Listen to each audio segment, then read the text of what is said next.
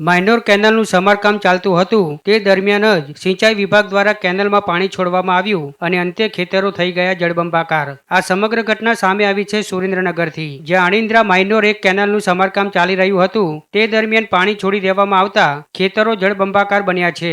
ખેડૂતોના જીરું, વરિયાળી, ઘઉં સહિતના પાકોના વાવેતર પર પાણી ફરી વળ્યા છે, ત્યારે ફરી એકવાર ખેડૂતો પર પડ્યા પર પાટું જેવી પરિસ્થિતિનું સર્જન થયું છે।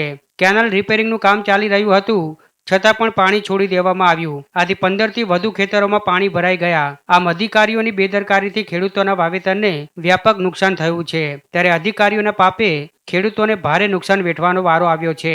ત્યારે હાલ ખેડૂતોમાં તંત્રની કામગીરી સામે ભારે રોષ જોવા મળી રહ્યો છે। અત્યારે અમારા કેનાલમાં પાણી બરોબર એ લોકોએ એટલું બેફામ છોડ્યું કે કેનાલનું કામ રિપેરિંગ કામ ચાલુ છે બરોબર, અને એ લોકોને ખબર છે કે આ પાણી આવવા ન દેવું તો પણ પાણી આવવા દીધું। અત્યારે અમારા 10 થી 15 ખેતરમાં તમે જુઓ એટલે જળબંબાકાર પાણી ભરાઈ ગયું છે બરોબર।